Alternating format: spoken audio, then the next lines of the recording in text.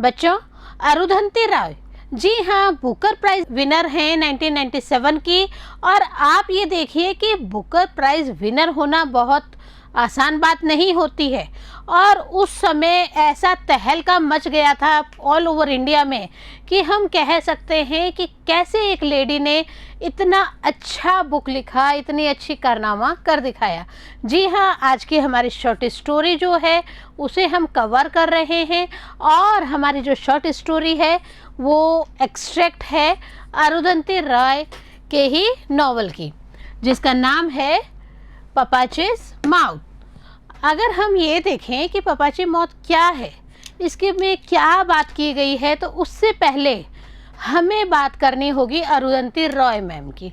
क्यों? क्योंकि हम हमारे फर्स्ट पार्ट में कवर करते हैं अबाउट ऑथर एंड स्टोरी। सो सब तैयार हैं हमारे साथ?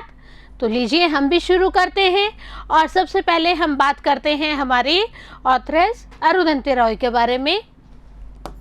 इनका पूरा नाम देखिए सबसे पहले बच्चों, सुजाना अरुंधति रॉय। जी हाँ, इनका पूरा नाम है Suzanna Arundhati Roy. Was born on 24 November 1961 in Shillong. Shillong में बर्थ है, 1961 में है, 24 नवंबर को है। और हमने आपको पूरा नाम बताया इनका सुजाना अरुंधति रॉय। अगर हम बात करें इनकी, तो हमने आपको अभी बताया कि ये बहुत बड़ी फेमस ऑथर हैं। She is an Indian author. She is also political activist involved in human rights and environmental causes. अगर हम वर्तमान की बात करते हैं तो हम क्या देखते हैं कि वर्तमान में अरुंधति रॉय जो हैं वो पॉलिटिकल एक्टिविस्ट हैं और ह्यूमन राइट्स के अलावा एनवायरमेंटल पर्यावरणविद भी बहुत बड़ी हैं ये। और मानवाधिकार आयोग से ह्यूमन राइट्स के बात अगर हम संदर्भ में करें तो ये किसी न किसी तरह से मानवाधिकार आयोग के पास में ह्यूमन राइट्स को लेकर पहुंचती रहती हैं। पर्यावरण की बात करें तो ये पर्यावरण के लिए बहुत ही अच्छा काम कर रही हैं। She studied in Pallikoodam school. Pallikoodam school में इसका है। Then after the Lawrence school and school of planning and architecture. तो यहाँ पे इनका जो वर्क है आप देखिए, वर्क जा रहा है प्लानिंग एंड आर्किटेक्चर में। लेकिन अगर हम इनके पर्सनल बात करते हैं तो हम क्या देखते हैं कि इन्होंने बहुत अच्छा काम किया है। इनकी जो वर्क्स हैं उन पे कई मूवीज़ और कई टीवी शोज़ भी हो चुके हैं। सबसे पहले हम लेते हैं in which any curves it those ones. इसके ऊपर एक मूवी बनी है, इलेक्ट्रिक मैन के ऊपर बनी है, एंड डेम वर्सेस ऑब्लिक एटसेट्रा पे। तो ये जो इनका वर्क है ये मूवीज़ के रूप में, टीवी फिल्म्स के रूप में भी हम सबके सामने है। इसके अलावा हमने अभी बात की बुकर प्राइज़ की, तो इनके अवार्ड्स की जो श्रृंखला है सिर्फ बुकर प्राइज़ तक ही लिमिट में नहीं है, और भी इनके अवार्ड्स लिए हुए हैं जिनको हम वन बाय वन यहाँ पे कवर कर रहे हैं। First of all we are taking Booker Prize which she got in 1997। उसके बाद में सबसे बड़ा है Norman Mailer Prize for distinguished writing, Sydney Peace Prize. Sydney Peace Prize है, वह भी इनको मिला है। और अगर हम ये कहें कि बुकर प्राइज़ मिलना, इंडियन ऑथर को बुकर प्राइज़ मिलना अपने आप में बहुत बड़ा अचीवमेंट होता है, तो ये बहुत बड़ा अचीवमेंट अरुंधति रॉय मैम के द्वारा लिया गया था। इसके अलावा सिडनी पीस प्राइज़ अगेन इनको फिर एक और अवार्ड मिला है। हम इनकी अवार्ड्स की श्रृंखला देखेंगे तो कहीं लिमिट क्रॉस नहीं हो पाती। क्यों? क्योंकि एक चेन बनी हुई है, lots of awards are there. परंतु अगर हम ये जो एट प्रेजेंट हमारा ये जो मैटर है, हमारी जो स्टोरी है वो कहाँ से ली गई है, अगर हम ये बात करते हैं तो हम देखते हैं कि the God of Small Thing, इनका सबसे बड़ा नॉवल कौन सा है? The God of Small Things, which won the Man Booker Prize for fiction in 1997 and became the best selling book by a non expatriate Indian author. सबसे ज़्यादा selling हुई थी, नाम था the God of Small Things. और सबसे बड़ा हमने आपको कहा बुकर प्राइज मिला था 1997 में, सबसे ज़्यादा बेस्ट सेलिंग बुक के रूप में इसको रिकॉग्नाइज किया गया। इसके अलावा अगर हम देखें, the story is the extract of the same first novel the God of Small Things.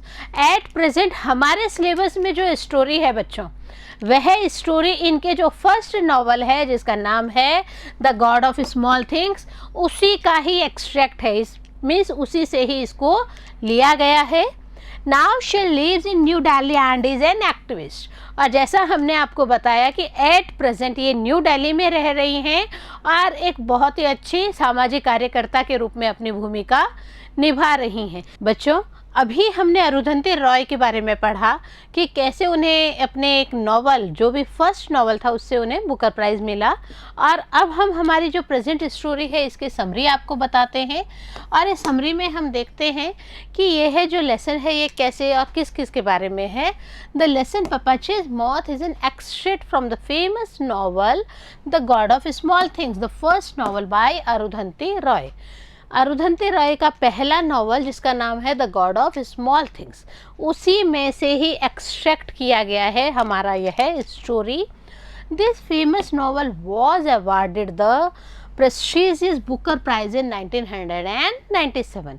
और हम क्या देखते हैं, जो इंडियन लेडी है, इंडियन ऑथर है, उन्होंने फर्स्ट नॉवल से ही तहलका मचा दिया।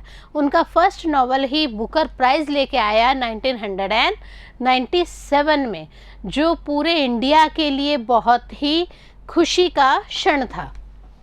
The story starts with an imperial entomologist Shri Benaan John Ipe who is referred as Pappachi in the story. यह जो स्टोरी है यह शुरू हो रही है एक ऐसे किरदार से जो एंटोमोलॉजिस्ट है, कीट विज्ञानी है, और उनका नाम है श्री बेनन जॉन एपी। लेकिन हम क्या देखते हैं, यह जो पूरी स्टोरी है इसमें उनको इस नाम से नहीं जाना जा रहा है, इनको इनका एक उपनाम दिया गया है ऑथर के द्वारा, पपाची। पपाची के रूप में यह पूरी स्टोरी इनकी बताई जा रही है। और इनकी मिसेस को भी एक नाम दिया गया बच्चों, इनकी मिसेस को नाम दिया गया ममाची। तो ये पपाची और ममाची की स्टोरी ही हमें यहाँ पढ़ने के लिए मिल रही है। The names of their childrens are Ammu and Chacko. Pappachi और ममाची जो हैं उनके दो बच्चे होते हैं, एक का नाम होता है आमू एंड एक का नाम होता है चाकू। Papachi is an entomologist, but he has been bitter since his discovery of a new species of moth, first rejected, but after 12 years it has considered to be new and still unknown species to science। अब यहाँ पे हम जो story शुरू कर रहे हैं बच्चों, यह स्टोरी पपाची की है। पपाची एक ऐसा किरदार जो कीट पतंगों के ऊपर अध्ययन करते थे, उनके वैज्ञानिक थे।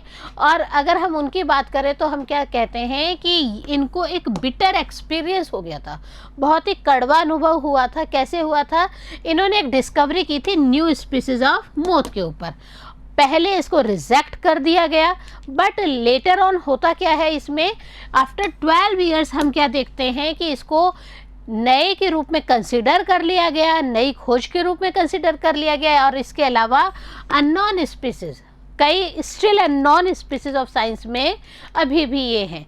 तो ये जो फ्रस्ट्रेशन पपाची का है, फ्रस्ट्रेशन में पपाची क्या क्या करेंगे ये भी हम आगे लेटर जब हम स्टोरी को डिस्कशन में लेंगे तो लेटर ऑन हम उस चीज़ को भी डिस्कशन में लेंगे बच्चों। But the moth was named after the name of the present acting director. सबसे बड़ा जो पपाची के अंदर फ्रस्ट्रेशन आया था, जो फ्रस्ट्रेशन आया था बच्चों, वो फ्रस्ट्रेशन का रीज़न ही यही था कि इन्होंने जो भी खोज की थी उस खोज के ऊपर इनको तो कहीं कुछ इनाम नहीं मिला, कहीं कुछ इनका नेम एंड फेम नहीं हुआ, बट इनसे जो प्रेजेंट एक्टिंग डायरेक्टर थे उनके ऊपर ये जो भी नया इनोवेशन हुआ था, नया मोथ का नाम उसी के ऊपर लिखा गया था, जिससे कि पपाची बहुत ज़्यादा अपसेट थे। वो बिल्कुल भी उस पर्सन को नहीं चाहते थे और उसी पर्सन को इनके काम की वजह से सराहना मिल रही थी, जिससे इनके अंदर फ्रस्ट्रेशन आ गया था। दस ही बिकेम शॉर्ट टेम्पर्ड, और इसीलिए वो एनी टाइम गुस्सा अपने नाक पे लेकर चलते थे. He was habitual of beating his wife, but he was prevented from doing so by his son. He felt all alone and died in this street. देखिए बच्चों, फ्रस्ट्रेशन होना ठीक है, अलग बात है.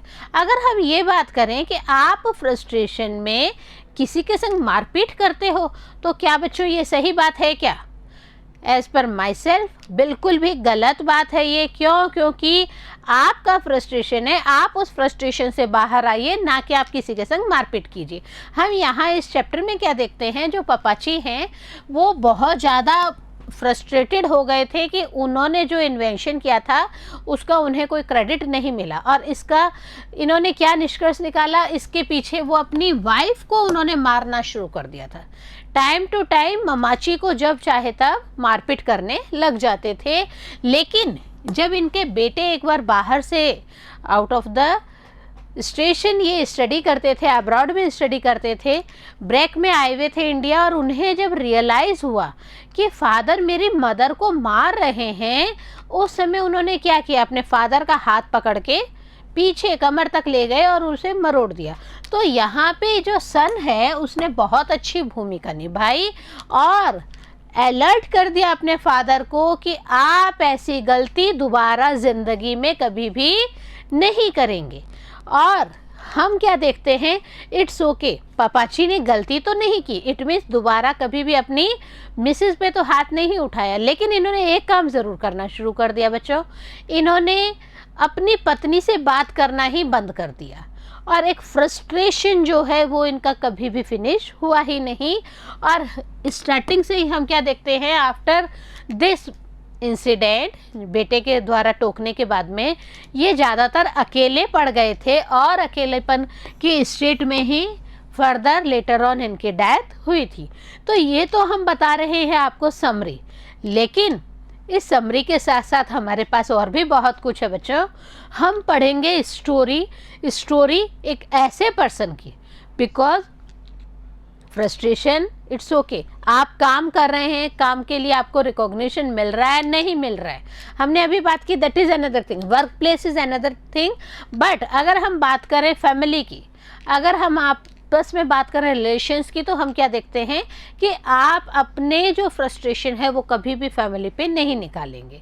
First thing. सेकंड थिंग कि उसका कोई ना कोई सॉल्यूशन रखिए. हमेशा हर व्यक्ति को हर चीज़ नहीं मिलती, लेकिन मिलती ज़रूर है, इट्स ओके, कम या ज़्यादा. तो हम यहाँ पे पापाची और ममाची की ये जो मज़ेदार स्टोरी है बच्चों, यह जो एक्सट्रैक्ट है पापाचीज मौत, यह एक्सट्रैक्ट अरुंधति रॉय का ही जो नॉवल है, फर्स्ट नॉवल, उसी में से हमें मिला है. और हम क्या देखते हैं कि कहीं ना कहीं आप मेंटली ब्रॉड हो जाते हैं, लेकिन वहाँ पे जो फ्रस्ट्रेशन है उसको आपको घर पे नहीं निकालना है. बहुत ही मज़ेदार स्टोरी है बच्चों, बने रहिए हमारे साथ नेक्स्ट पार्ट में. क्योंकि नेक्स्ट पार्ट में हम आपके लेके आए हैं चैप्टर रीडिंग. यस, तब तक के लिए बिंदु के साथ बने रहें, पढ़ते रहें और आगे बढ़ते रहें.